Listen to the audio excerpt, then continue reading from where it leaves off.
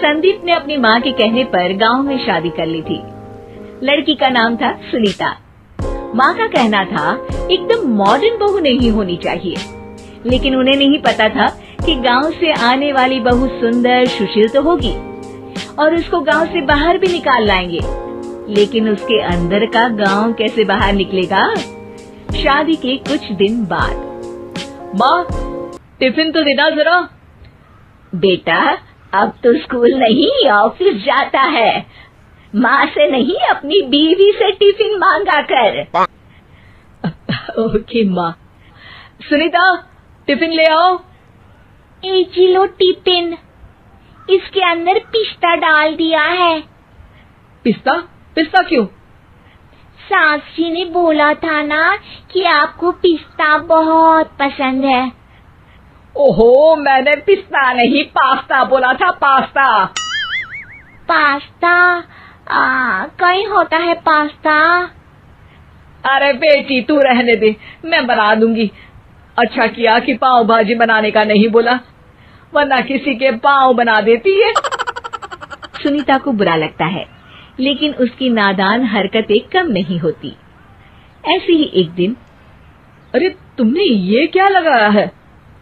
अरे आप वो फूस फूस करके लगाते हैं ना, वही। डियो? का दियो? किसको दियो? अरे वही ना जिससे खुशबू आती है। हाँ हाँ सही पकड़े हैं। अच्छा लेकर तो आना। कौन सा डियो लगाया तुमने? अभी लेकर आते हैं जी। संदीप की बात मानकर सुनीता अंदर से खुशबू वाला फुसफुस लेकर आती है। OMG! OMG मतलब ओ माय गणेश ना। अरे OMG छोड़ो, ये खुशबू वाला फुसफुस की बात कर रही थी तुम? हाँ इसी की, फिर से सही पकड़े हैं। अरे देवी, लेकिन आप सही नहीं पकड़े हैं, ये डियो नहीं है। डियो नहीं है तो क्या लियो है? अरे ये रूम फ्रेशनर है, जिसको कमरे में छिड़कते हैं, खुद पर नहीं। कोई बात नहीं, माँ कहती थी आत्मा किराएदार है, शरीर एक किराए का कर्म। हम शरीर पे ये डाल लिए तो क्या फर्क पड़ जाएगा। अरे बहू, ओ बहू, मेरे लिए फल तो ले आ, फिर मैं बाजार जाऊंगी। सुनीता अपनी सास के लिए फल लेकर आती है। अरे बेटा, पपीता, तरबूज और सेब फल ऐसे कैसे खा लूं? काट कर तो ले आ। माँ जी, मेरे गांव में तो खेत से उठा के सीधा खा लेते हैं। अरे ये तेरा गांव नहीं है ना। अरे संदीप, तू ही कुछ समझा देना इसको बेटा। मैं कैसे समझाऊं माँ, ये तो माइक्रोवेव को भी भट्टी बोलती है। कल मैंने बोला हाय कैसी हो, तो बोलती है किसी को हाय नहीं लगानी चाहिए। अरे सुनीता, तेरा क्या होगा? अभी तो कैसे बताऊं माँ जी, अभी हम कुछ करेंगे फिर पता चलेगा क्या होगा, लड़का या लड़की। हे भगवान, कहाँ से आ गई है? रामपुर से जी, आप ही तो लेकर आए थे मुझे। अरे मुझे माफ कर दो।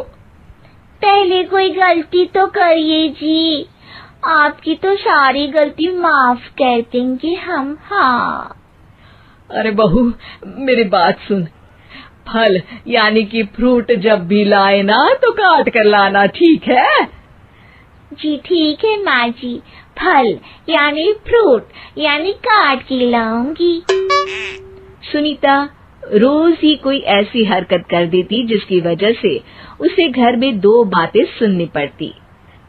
एक दिन, माँ, मेरे बॉस घर पर आने वाले हैं शाम को।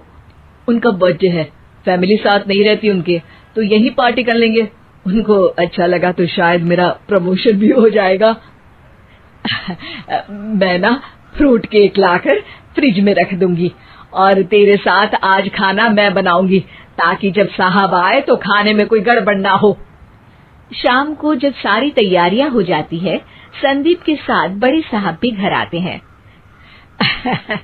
फ्रूट केक तो ले आना बहू, फिर खाना खाएंगे। अरे इस सब की क्या जरूरत थी, आपने बुलाया वही काफी है। सर, आपका परिवार शहर में नहीं है, तो हम ही आपके परिवार जैसे हैं सर। इतने में ही सुनीता फ्रूट केक लेकर आती है और बड़े साहब की टेबल पर रख देती है, और जैसे ही केक के ऊपर का बॉक्स हटाती है, ओह, ये क्या है? केक तो कटा हुआ है, मैं तो ऐसा नहीं लाई थी। आप मुझे शाबाशी दे सकती है माँ जी, मैंने ही केक काट दिया। आपने कहा था ना, फल यानी फ्रूट यानी हमेशा काट के लाना, तो फ्रूट केक भी तो फ्रूट ही है ना, तो मैंने पहले ही काट लिया। हूँ ना मैं समझदार। अरे बहू, ये क्या किया? केक हमेशा वही काटता है जिसका जन्मदिन होता है। तुझे एक बात भी समझ नहीं आती, एक नंबर की बेवकूफ है। पूरा माहौल बिगड़ चुका था। संदीप को लगने लगा था कि साहब उसे प्रमोशन तो दूर की बात है, कहीं डिमोशन ना दे दे, लेकिन साहब बीच में ही बोल पड़ते हैं। अरे कोई बात नहीं, ये इनकी बेवकूफी नहीं है, इनका भोलापन है। बेटा, आप कहाँ से हो? रामपुर गांव से। अरे वाह, गांव से? फिर तो आपके गांव में ताजे फल और सब्जियां मिलते होंगे। हाँ, सही पकड़े हैं। हम तो काटते भी नहीं, सीधा खा लेते हैं। मैं ना एक बार तुम्हारे गांव घूमने जरूर चलूंगा। क्यों संदीप, ले चलोगे ना? मुझे गांव घूमना बहुत पसंद है। बस फिर क्या था, संदीप और सास दोनों खुश हो गए, क्योंकि साहब को सुनीता ने गांव की बात करके खुश कर दिया था। अब संदीप का प्रमोशन पक्का था। शिक्षा, कभी भी किसी भी गलती पर घबराना नहीं चाहिए। हो सकता है कि उस गलती की वजह से आगे बड़ा फायदा हो जाए।